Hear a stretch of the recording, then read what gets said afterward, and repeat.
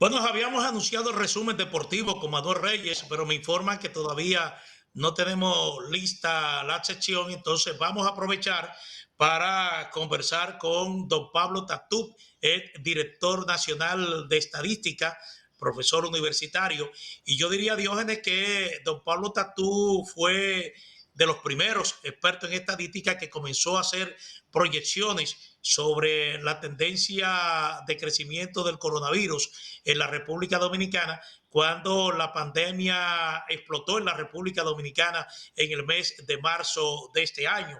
Así que vamos a conversar, don Pablo, tratando de hacer un recuento ya de lo que ha sido esta pandemia en la República Dominicana en el curso de este año 2020, porque precisamente aquí en Propuesta de la Noche usted ha estado precisamente hablando de proyecciones, hablando de comportamiento estadístico del COVID-19.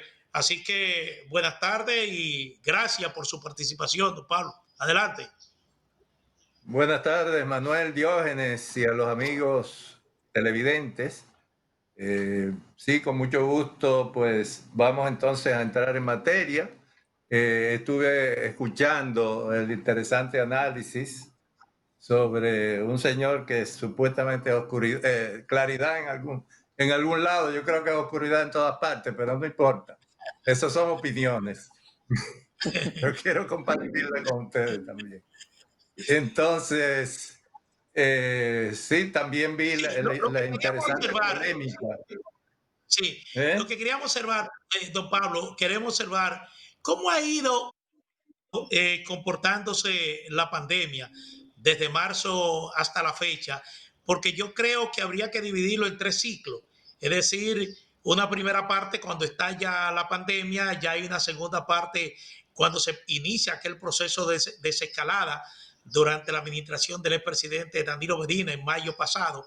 Posteriormente, ya el tema de las elecciones presidenciales fue otro foco de contaminación y ya finalmente tenemos que la positividad del COVID-19 está llegando a escenarios sin precedentes en víspera, bueno, desde antes de la celebración de la Navidad. Sí, yo creo que tú lo has resumido muy bien, pero me gustaría puntualizar aspectos que son, digamos, preocupantes de este momento presente y aspectos que son tranquilizantes, digamos, en cierta medida. En cierta medida tranquilizante. Vamos a ver el gráfico número 1 para que hablemos un poco de ese gráfico. En ese gráfico se ven, del lado izquierdo están los positivos y del lado derecho los recuperados, ¿verdad? Los curados. Se puede ver en ese gráfico que hay dos picos. Un pico ya que se estableció precisamente en la segunda semana de julio, en la segunda quincena de julio, y un pico de esta quincena de diciembre, que todavía no es tan alto como el de la segunda, de la segunda quincena de julio, pero que puede, si continúa esa tendencia, llegar a ser también muy alto. Esperemos que no llegue a ser así y que los contagios no se sigan propagando a la velocidad que se ha estado manifestando en estas últimas quincenas, en estos dos últimos, en estas tres últimas quincenas, digamos, la última quincena de noviembre y las 2 de diciembre. Yo creo que tiene mucho que ver con eso, el Black Friday, Thanksgiving y todo lo que tiene que ver con las Navidades. Todo eso ha producido que haya un desborde de gente en la calle y que haya entonces bastante relajamiento de lo que son las medidas de precaución para evitar los contagios. Pero entonces, ahí vemos a la derecha, en ese mismo gráfico, en el gráfico 1, vemos a la derecha que los curados también hay dos picos, uno más o menos cercano, digamos, en agosto, y otro también en la última semana en la última semana de diciembre. ¿Qué es lo que yo veo de positivo aquí en esto? Y es que con respecto a la primera quincena de diciembre, hay un porcentaje de recuperaciones de 79% en esta segunda quincena de diciembre. Y sin embargo, los casos nuevos solamente aumentaron en un 33%. Es decir, que la velocidad de las curaciones va más rápido, por lo menos en esta quincena, que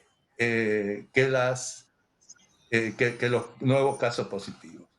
Entonces, para seguir viendo otro aspecto de este tema, vamos a ver el gráfico 2. Porque en el gráfico 2 podemos analizar ahí, hay una respuesta positiva. Vamos a ver el gráfico 2. Gráfico 2, ese es el 2, ¿verdad? Sí, el gráfico 2, exactamente. En el gráfico 2 podemos ver claramente que a pesar de que ha aumentado el número de casos positivos, sin embargo, el número de muertes se ha mantenido a un promedio diario de 3 a 4 muertes durante 5 quincenas seguidas. O sea, durante todos los meses de noviembre, diciembre y la segunda parte de octubre. Y eso es muy positivo porque significa que los tratamientos están dando resultados en sentido general. Entonces vamos a ver la tercera parte, que también trae elementos de peligro, digámoslo así, del gráfico 3. El gráfico 3. Exacto. Vamos en el gráfico 3, que ahora sale en pantalla. Exactamente. Vemos que los picos se ven en agosto y en diciembre. Pero el pico de diciembre de los casos activos, y hay que decir lo siguiente, los casos activos son lo que están pasando ahora. Es decir, esta es la situación que refleja mayormente la realidad de la pandemia en el país. ¿Por qué? Porque estos son los casos donde están los enfermos en las casas y en los hospitales. Y ustedes ven ahí, por ejemplo, que el 7 de agosto habían 35,000 y pico de activos, pero el 27 de diciembre ya había sobrepasado esa cifra. Y hay 4 días corridos por encima del pico de agosto. O sea, se da ese pico en agosto, pero ahora el pico supera, el pico de ahora supera por 4 días corridos ese pico de agosto. Y eso es preocupante porque significa que eso puede ocasionar una presión muy fuerte en los hospitales y en el servicio de salud en sentido general, el servicio sanitario. Entonces, eso hay que pararlo, eso hay que ver cómo se para. Lo deseable es que haya cada vez más curaciones, un mayor número de curaciones, para evitar que ese caso se siga disparando y controlar, por supuesto, el número de contagios, lo cual no siempre es fácil porque ya sabemos que hay mucha indisciplina de la población en muchos casos. Otra cosa que yo observo es que desde el 18 de octubre hasta el 8 de noviembre, los casos activos estaban entre 19 y 20,000 casos. Durante todo el mes de junio, que es cuando empezó a dispararse el número de contagios y los casos activos, pero durante todo el mes de junio los casos activos fueron menos de 15,000. O sea que ahora estamos hablando que estamos entre 18 y 20,000 casos, entre 19 y 20,000 casos, desde el 18 de octubre hasta el 8 de noviembre.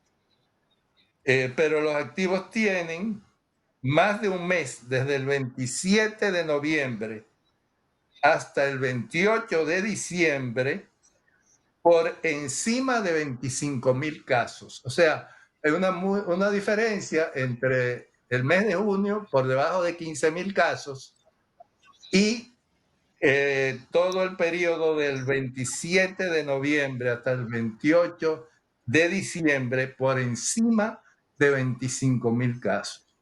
Esa es una tendencia muy preocupante a la que hay que ponerle mucha atención. Si ustedes tienen alguna pregunta.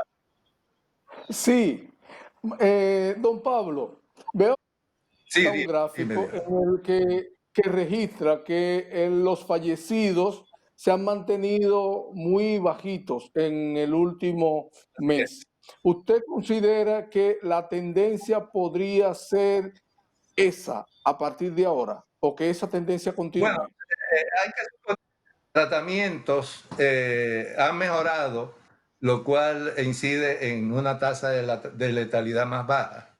Y probablemente, o sea, si el servicio de salud sigue respondiendo y no hay, digamos, una saturación del servicio, entonces es posible que se mantenga esos niveles.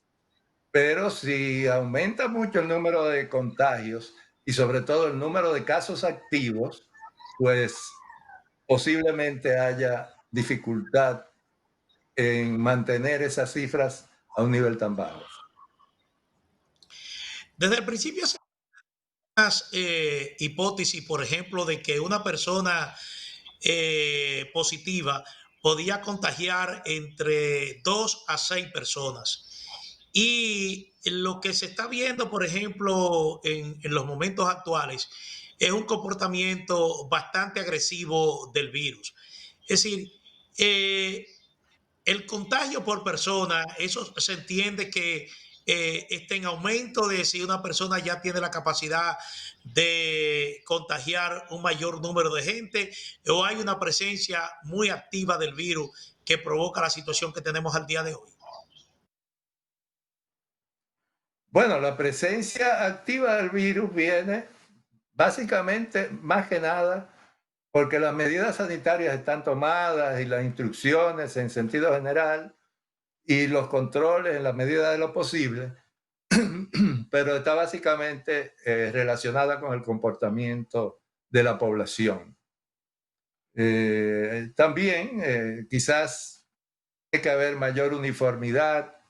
Yo creo que las últimas medidas que se han tomado de cerrar los negocios a las 7, pero dejar que la gente transite de 7 a 9, yo creo que es correcto, porque eso evita que los encargados de hacer cumplir esas disposiciones no tengan que concentrarse en dos cosas al mismo tiempo. A las 7 se concentran en el cierre de negocios y luego ya que terminen con esa tarea, entonces ya puede concentrarse en que ya después de las 9 no haya más gente transitando. Yo creo que eso es importante que se haya tomado así para evitar mayores males, pero también el desborde de la gente en los comercios, en los negocios, en las fiestas, en las bodas, todo este tipo de cosas y reuniones políticas y reuniones de otro tipo hace que las mismas oficinas muchas veces se concentra mucho personal en áreas y en muchas oficinas yo he oído de casos, no, esto está cundido de coronavirus. Bueno, es natural si no se toman las medidas apropiadas. Eso sucede en algunas instituciones públicas y probablemente privadas también. Entonces, todo ese tipo de cosas hay que preverlas y controlarlas mejor para evitar que esto se siga disparando. Bueno, gracias nuevamente por tus aportes. Realmente son aportes científicos, cómo se ha manejado desde el punto de vista estadístico esta pandemia en la República Dominicana. Así que hemos hablado con don Pablo Tatub, el director nacional de estadística, catedrático universitario. Así que muchísimas gracias, don Pablo Tatub, por participar en Gracias esta a propuesta. ustedes. Gracias a ustedes. Buenas noches. Bueno, vámonos con unos compromisos comerciales y retornamos en breve.